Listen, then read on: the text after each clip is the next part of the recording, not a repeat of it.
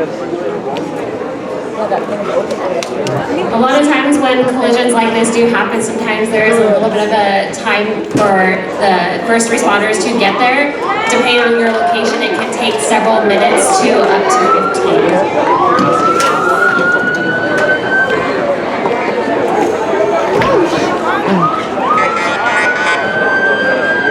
Today we have law enforcement arriving first on scene. Sometimes, depending on how close they are to a fire station, it can be aid that arrives first on scene.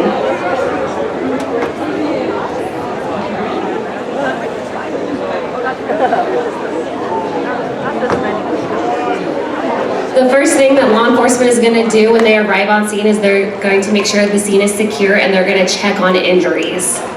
This is so that we can get updates to dispatch and that aid can bring what is needed to the scene. And sometimes if we need more ambulances or fire trucks at the scene.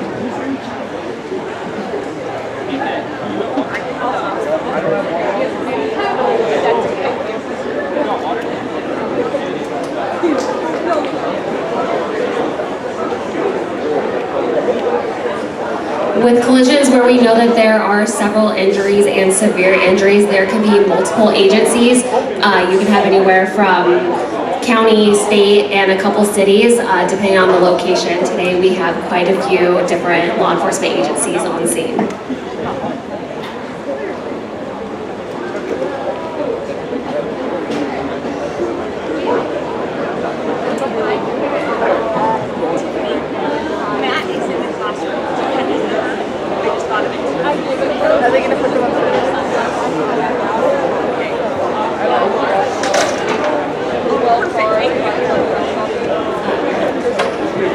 Once law enforcement gets on scene and they realize that someone is possibly impaired, they are going to run them through what we call standardized field sobriety tests. So over in the corner with the one person who is out of the vehicle, we are starting to do the investigation to see if there's any criminal activity that occurred for this collision.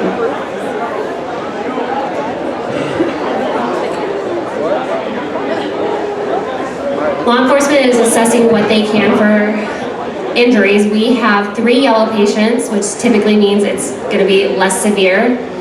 We have 1 green patient, which means minor to no injuries. Red patient, we have 3 red patients, and then a couple more on scene.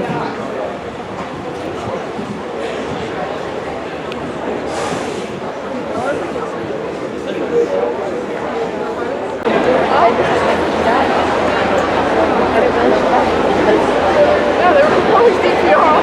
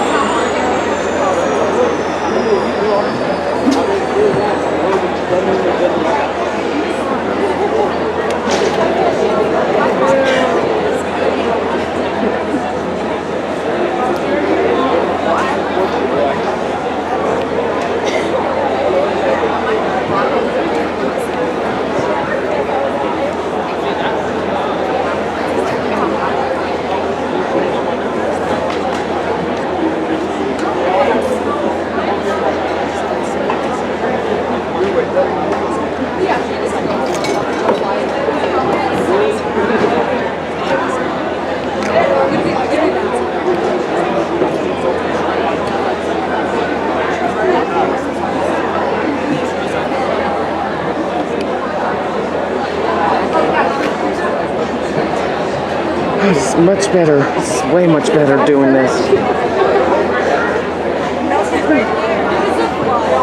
It's much better. Really, this is much better doing this. I feel really good doing this. Zoom in on that helicopter. I did.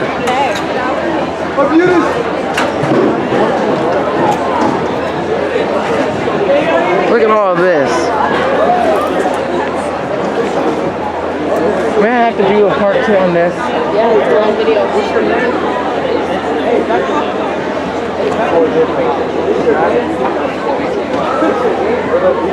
at they're taking him to put him in the helicopter. So badly.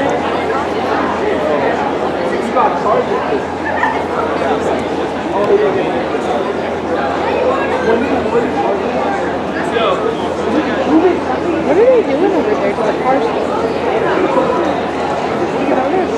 They're going to pull his blood behind out. Alright, so at this point, one of the patients is going to be transported to St. Joe's Medical Center.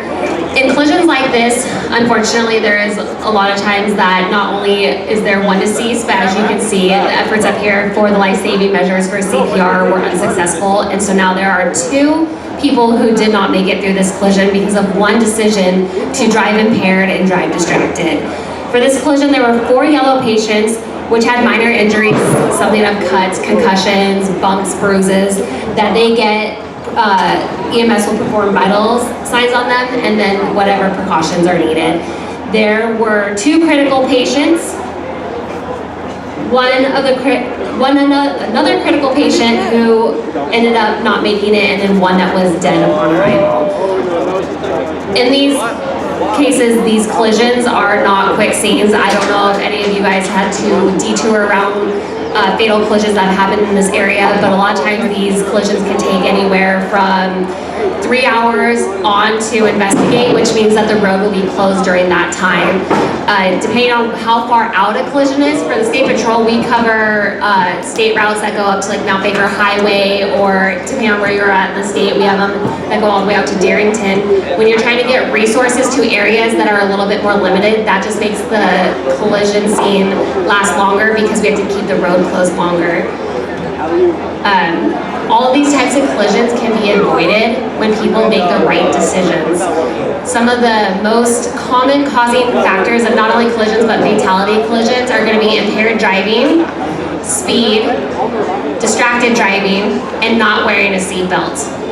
When you do not wear a seatbelt, sometimes what would be a minor collision and a minor injury can turn fatal.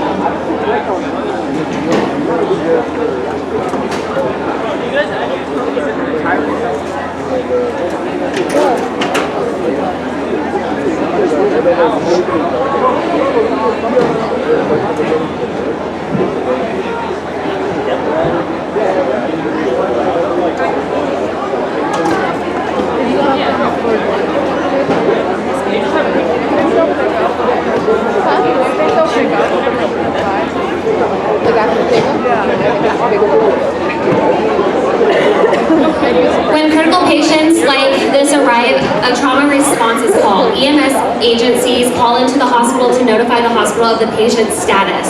When they arrive, they will be seen immediately by a trauma surgeon, an ED physician, a team of nurses, respiratory therapy, imaging, and OR techs. Blood is brought in case of massive bleeding, and an OR bed is held in case the patient needs surgery.